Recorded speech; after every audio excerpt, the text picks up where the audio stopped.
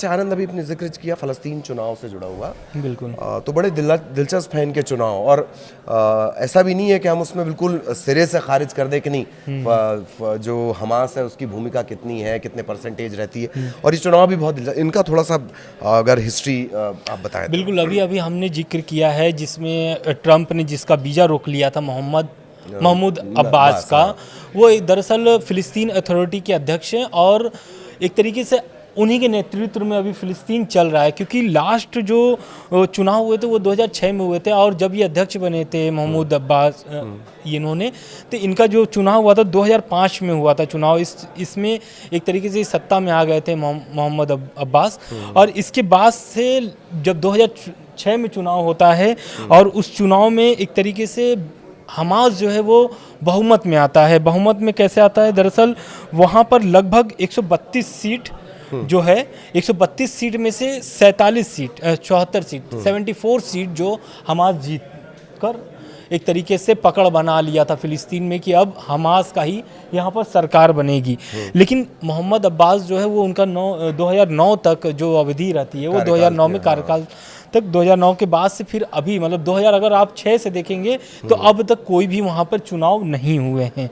लेकिन अब जो बैठक हुई है, बैठक जो मुस्लिम देशों की बैठक हुई थी, जो अरब देशों की बैठक हुई थी, उसमें इस मुद्दे को लेकर के बहुत मतलब गंभीरतापूर्वक बातचीत की गई है, जिसमें ये भी तय किया गया है कि अब चुनाव होना चाहिए या नहीं होना चाहिए, अगर होना चाहिए तो कब होना चाहिए, क्या महमूद अब्बास जो हैं वो अभी नेतृत्व कर रहे हैं, तो क्या ये फिर से आगे ही नियंत्रित चलते रहे या फिर चुनाव होगा, ऐसा करके। तो जो बात हुई थी 2005 मार्च 2025 में भी बात हुई इसको लेकर के, जुलाई में भी बात हुई 2025 में, सितंबर 2025 में भी इस चुनाव को लेकर के बात हुई। युद्ध विराम जिस समय हम लोग गाजा और हमास का युद्ध विराम भी हुआ था, उस समय भी ये बातचीत हो रही थी कि चुनाव होना चाहिए फ़िलिस्तीन में। लेकिन अब इसमें जो मैं बात करने जा रहा हूँ, बात यह है कि इसमें जो अरब लीग शिखर सम्मेलन जो था, उसमें ये महत्वपूर्ण घोषणाएं जो की गई है कि 2026 के अगले जो वर्ष है 2026 के शुरुआत में या फिर बीच में चुनाव होने की तैयारी जो है कि अरब देशों ने एक मतलब टाइमलाइन दे दिया है कि इस बीच के दरमियान चुनाव हो सकते हैं। लेकिन जब तक अगर युद्ध खत्म हो जाता है तो 2026, अगर युद्ध जारी रहता है तब इसका निर्णय कुछ आगे चल के और भी फैसले बदल सकते हैं। बिल्कुल, ये तो इस युद्ध की टाइमलाइन हो गई। जब हम हमास का जिक्र करते हैं तो हमास वर्सेस फतह का भी कहीं कहीं एक पढ़ने को मिलता है। ये क्या मामला है हमास बनाम फतह का? देखिए वही पूरी मामला है, जैसे कि अगर 2005 के पहले अगर देखें तो फ़िलिस्तीन एक तरीके से हालांकि इजराइल इसको आतंकवादी संगठन मानता है, लेकिन वहाँ पर हमास जिस तरीके से काम कर रहा है फ़िलिस्तीन में, उनका कहना है कि इजराइल जो है वो हमास को फ़िलिस्तीन को ख़त्म करना चाहता है, ऐसा आरोप है। तो फ़िलिस्तीन एक तरीके से वो सेवा भाव में आकर के काम कर रहा है, हमास का ऐसा कहना है। तो वो क्या कर रहा है कि उसी को लेकर के, जैसे होता है ना कि जब आप कोई भी नेता अगर उतरता है तो वो क्या बात करता है, जनता का बात करता है, जनता के हितों के बारे में बात करता है, जनता के एक तरीके से भविष्य की बात करता है कि आने वाले भविष्य में कैसा फ़िलिस्तीन हो। तो बहुत सारी चीज़ों पर इस तरीके से फोकस कर करके हमास ने एक पकड़ बनाया फ़िलिस्तीन में। और अब 2006 में अगर देखेंगे तो वही जो बात हम आपको कर रहे थे, फतेह वाली बात, 74 सीट जो जीता था हमास ने, उसको ही लेकर के ये जो तनाव बढ़ा, अगर 2006 से देखें तो जब बहुमत में आया उसके बाद से जो तनाव बढ़ा, आज आपको नतीजा देखने को मिल रहा है कि आज इजराइल लगातार गाजा पर कर रहा है और एक तरीके से पकड़ भी बना रहा है। और इजराइल का तो ये भी कहना है कि अगर इसी तरीके से यूएन में फिलिस्तीन के समर्थन में होता रहा तो इजराइल कोई बड़ा कदम उठा सकता है। अब इजराइल का चूंकि आपने जिक्र कर दिया है कि इतिहास और भी बता दें, इजराइल को अक्सर ऐसा लगता है कि कहाँ कहाँ उसके दुश्मन मौजूद हैं, लेकिन आपने जो पूरा मैं आपको वो कमेंट बताऊंगा जो मैं बोलना चाह रहा था, लेकिन आपने जो जिक्र किया है ये तय है कि हमास की फ़लस्तीन में स्वीकार्यता लंबी चौड़ी और तगड़ी है। जो परसेंटेज आप बता रहे हैं उस हिसाब से ये तय है कि उसकी स्वीकार्यता बिल्कुल अगर चुनाव होता है 2026 में तो कहीं ना कहीं हमास एक तरीके से पकड़ बना करके अपनी सत्ता काबिज कर सकता है, सत्ता में आ सकता है। और इससे क्या होगा, इजराइल बहुत ज़्यादा कमज़ोर होगा। क्योंकि कहीं ना कहीं लोग इसको मानते हैं कि ईरान का प्रॉक्सी है हमास, तो कहीं ना कहीं एक तरीके से ईरान की सरकार वहाँ पे बन सकती है, ऐसा भी कहा जा सकता है। बिल्कुल।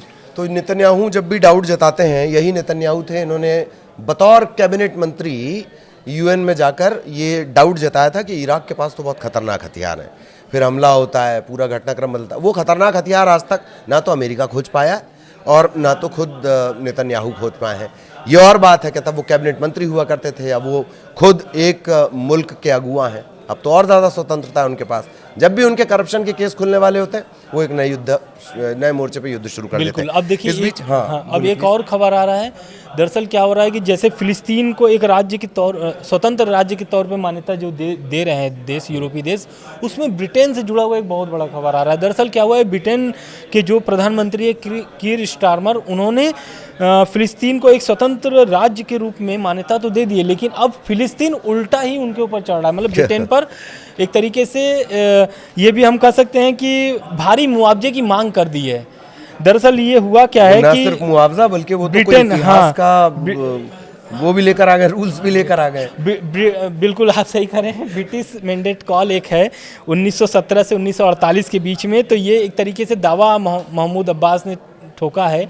बोला है उनका कि ये जो नुकसान हुए हैं फिलिस्तीन के, इसमें ब्रिटेन जो था उसमें भारी नुकसान करके गया है, तो इसका मुआवजा ब्रिटेन को देना पड़ेगा। अब अगर हम देखें तो इस पूरे विशेषज्ञों को इस मामले को लेकर के देखें तो विशेषज्ञों ने इस मुआवजे का अगर राशि निकाला है तो लगभग 2 लाख करोड़ डॉलर, यानी कि अगर रुपए में अगर हम लोग इसको तब्दील करें तो 2.65 लाख करोड़ रुपए। तो ये बहुत भारी रकम है। भारी क्या, ये ब्रिटेन की कुल अर्थव्यवस्था के बराबर बिल्कुल है। बिल्कुल। तो लेकिन मैं इसी पॉइंट्स पे थोड़ा और चाह रहा था कि दर्शकों को आप बताएं कि एक ऐसा दौर जबकि जो अब्बास हैं, मतलब होता है कभी कभी कि हम लीग से चलते चलते ट्रेन डिरेल हो जाती है।